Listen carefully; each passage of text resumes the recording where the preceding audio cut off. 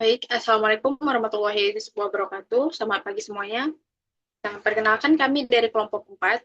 Pada video kali ini, kami akan mempresentasikan hasil praktikum pada mata kuliah jaringan komputer dengan materi static routing. Nah, sebelum itu, izinkan kami memperkenalkan diri masing-masing. Saya Sirlia Sahid dan teman-teman saya. Saya Mika Simanullah. Saya Mesio jadi Kapak Pahan. Baik, sebelum masuk ke praktikumnya, di sini saya ingin menjelaskan apa itu static routing. Nah, jadi static routing ini adalah cara bagaimana kita mengatur jalur pengiriman data antar jaringan yang berbeda secara manual. Ibaratnya begini, tinggal di kampung A dan kita tuh mau ngirim paket ke teman kita yang tinggal di kampung B. Nah, karena kampungnya itu berbeda, kita itu nggak bisa langsung kirim sendiri, harus lewat kantor pos dulu. Nah, jadi kita harus kasih tahu si petugas kantor pos kayak kalau ada paket ke kampung B, tolong lewat jalan ini ya gitu. Nah, itulah yang disebut static routing. Kita yang kasih tahu sendiri secara manual jalurnya itu lewat mana. Nah, selanjutnya kita masuk ke bagian topologi jaringan yang sudah kami buat ini. Nah, di sini itu ada 4 perangkat seperti yang kita lihat ya. Yang pertama ada PC0, ini tuh komputer pertama. Yang kedua ada router 0, ini adalah router pertama yang bertugas sebagai pintu gerbang untuk PC0. Yang ketiga ada router 1, ini router kedua yang bertugas sebagai pintu gerbang untuk PC1. Dan yang keempat ada PC1, yaitu komputer kedua. Nah, jadi si PC0 dan PC1 ini masih berada di jaringan yang berbeda. Ibarat mereka tinggal di tempat yang berbeda gitu. Kalau tidak dikonfigurasi, mereka tidak bisa saling komunikasi sama sekali. Nah, tugas kita adalah menghubungkan keduanya. Sekarang sebelum bisa melakukan static routing, ada tahapan awal yang harus dilakukan dulu, yaitu setting IP address di setiap perangkatnya. Ini wajib dilakukan pertama kali, karena tanpa IP address, perangkat-perangkat ini tidak punya identitas, seperti rumah yang tidak punya alamat. Jadi surat tidak bisa dikirim ke sana gitu. Nah, setiap perangkat harus dikasih IP address masing-masing. Kita lihat pembagiannya ini. Yang pertama ada PC0, dikasih IP address 192.168.100.2 dengan subnet masknya 255.255.255.0. PC0 ini ada di jaringan 192.168.100.0. Nah, setting IP di PC0 ini dilakukan di menu desktop ya, lalu pilih IP configuration di Cisco Packet Tracer. Nah, di situ kita isi IP address, subnet masknya, dan juga gateway-nya. Diisi 192.168.100.1, yaitu IP router 0 yang menghadap ke PC0. Gateway itu ibaratnya pintu keluar gitu. Kalau PC0 mau kirim data keluar jaringannya, dia itu harus lewat pintu itu dulu. Nah, kedua ada router 0 punya dua port atau dua interface yang harus diisi IP masing-masing. Port pertama yang menghadap ke PC0 ini dikasih IP 192.168.100.1. Nah, port kedua yang menghadap ke router 1 dikasih IP 100.100.100.1. Kenapa harus dua IP? Karena router 0 itu berdiri di tengah-tengah kedua jaringan. Jadi dia harus punya dua alamat gitu di sisinya. Terus yang ketiga ada router 1. Juga dia ini punya dua port. Port yang menghadap ke IP 100.100.100.2, port yang menghadap ke PC1 dikasih IP 172.16.100.1. Nah, sama seperti router 0, router 1 ini juga harus punya alamat di kedua sisinya. Dan yang terakhir ada PC1 dikasih IP address 172.16.100.1, yaitu IP router 1 yang menghadap ke PC1.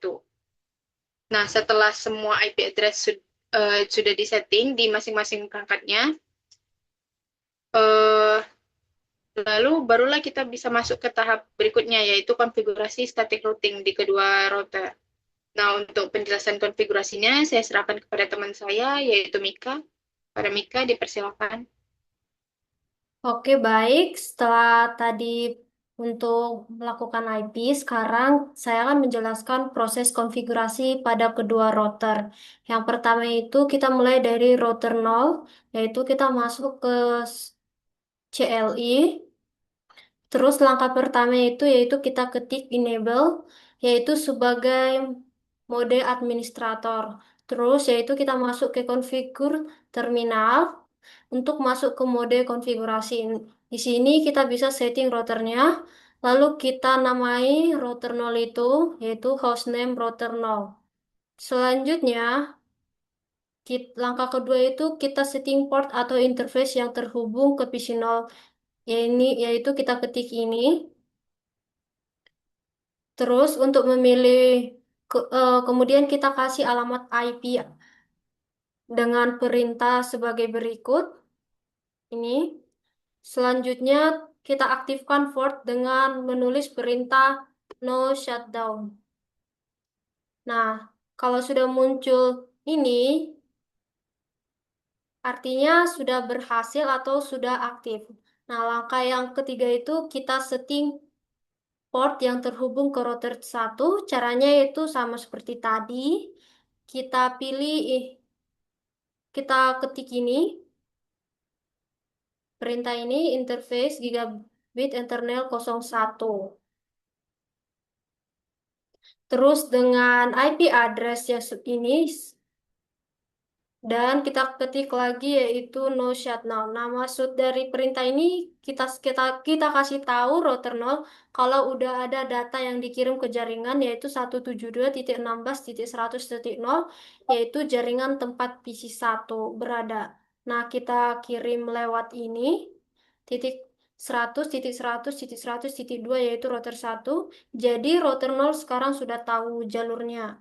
Nah, terakhir kita ketik itu ada write memory yaitu untuk menyimpan semua pengaturan tadi yang supaya tidak hilang. Sekarang kita lanjut yaitu ke router 1 sama seperti tadi. Kita masuk ke perintah terus ke CLI. Terus langkahnya masih sama enable. Terus konfigurasi terminal. Lalu dilanjutkan dengan menamai router dengan perintah berikut. Selanjutnya kita setting portnya tadi, yaitu yang terhubung ke router 0 dengan perintah sebagai berikut. Lalu kita kasih IP-nya masing-masing seperti di router 0 tadi.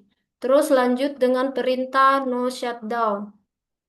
Nah, setelah itu static router satu adalah IP router 192.168.100.0 dengan subname 255.255.255.0 terus lanjut 100.100.100.1. Nah, artinya itu kita kasih tahu router satu kalau ada data yang mau ke jaringan 192.168.100.0 yaitu jaringan tempat PC 0 berada kirim lewat 100.100.100.1 yaitu router 0. Nah, kenapa keduanya itu perlu? Karena data itu harus pergi pulang. Nah, artinya bukan cuma satu router yang dikonfigurasi, tapi harus kedua-duanya dan harus timbal balik. Jangan hanya satu arah, tetapi harus bisa bolak-balik. Nah, jika konfigurasi selesai itu, kita akan melanjutkan yaitu dengan tes PC yang akan dilanjutkan teman saya. Oke, baik, terima kasih. Begitu penjelasan dari saya akan dilanjutkan oleh teman. Saya kembalikan kepada moderator. Baik, selanjutnya kita akan melakukan pengujian untuk membuktikan apakah PC 0 dan PC 1 itu sudah bisa saling terhubung. Nah, caranya itu adalah dengan menggunakan perintah ping dari PC 0 ke alamat IP PC 1, yaitu 172.168.100.2. Nah, ping itu fungsinya seperti kita kirim sinyal ke komputer lain dan nunggu balasannya. Kalau dapat balasan, berarti koreksinya berhasil. Nah, kita bisa lihat hasilnya di gambar ini. Pada percobaan ping pertama, hasilnya ada hasilnya ada dua paket yang RTO, artinya gagal, dan ada dua paket yang berhasil mendapatkan balasan. Jadi hasilnya itu 50% loss atau setengah berhasil, setengah gagal. Tapi hal ini terbilang wajar dan normal ya, karena saat pertama kali ping, rotor itu tidak lagi proses mencari tahu router itu lagi proses mencari tahu dulu alamat tujuannya lewat proses yang namanya ARP. Jadi butuh waktu sebentar, makanya dua paket pertama itu gagal. Kemudian kami coba ping kedua dan hasilnya semua empat paket berhasil diterima dengan baik. Tidak ada yang gagal sama sekali atau bisa disebut dengan 0% packet loss. Waktu responnya juga sangat cepat ya, rata-rata hanya 2 menit. 2 milidetik. Ini membuktikan bahwa konfigurasi static routing yang kami buat itu berhasil. PC0 yang berada di jaringan 192.168.1.0.0 sudah bisa berkomunikasi dengan PC1 yang berada di jaringan 172.168.1.0.0. Nah, sebagai kesimpulan, static routing itu merupakan metode yang digunakan untuk menghubungkan jaringan yang berbeda dengan cara mengatur jalur pengiriman data secara manual di setiap router.